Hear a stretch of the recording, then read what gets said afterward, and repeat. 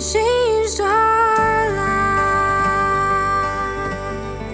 I pray that you're experiencing the joy and hope of Easter. For St. Jeanne Jugan, the cross was part of her daily life. The Breton countryside was dotted with roadside calvaries, and she often stopped to pray at these simple shrines during her begging rounds. I've shared how she made the Stations of the Cross every day, telling the novices who accompanied her that we are grafted into the cross and we must carry it joyfully unto death.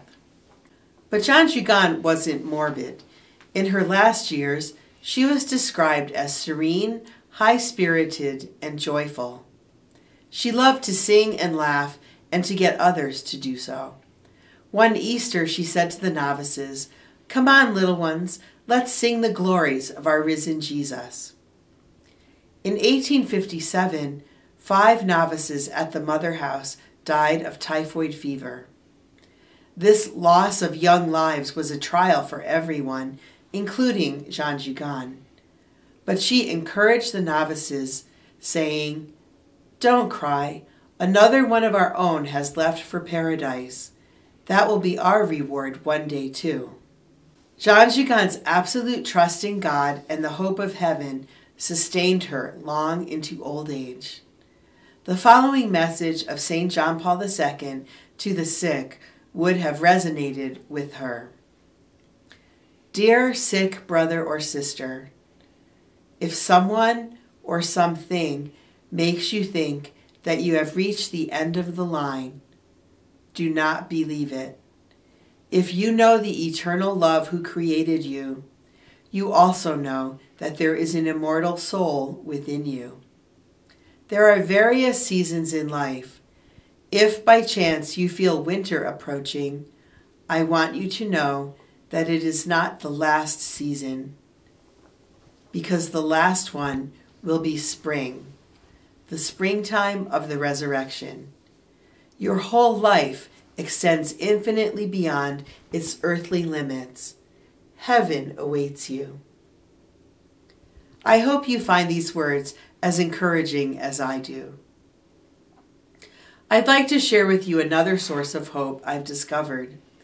Our house in Washington, where I live, is located next door to the National Shrine of St. John Paul II. I often go to pray in this church, where the dominant image is not a crucifix, but the risen Christ clad in priestly robes, bearing his glorified wounds. One day I was praying there, and I found myself wondering why the risen Christ still bears the wounds of his crucifixion. I did some reading and came to understand that there are several reasons for this. The 2 I'd like to focus on are that Christ kept his wounds in order to confirm the faith of his disciples in the resurrection, and that he wants them to serve as a reminder or a testimony of how mercifully he has helped us. St. Thomas Aquinas suggested that there is perfect beauty in the fact that Christ was raised with glorious wounds. A contemporary Dominican commenting about this suggested, "What if all the saints in heaven were to show forth in bodily form their personal configuration to Christ's cross? Since there is no resurrection without the cross," he wrote, "it seems fitting that all of us will somehow, someday, display our unique cross in experiencing the fullness of Christ's paschal mystery in the glory of heaven. I know that the saints in heaven have no shame," he continued.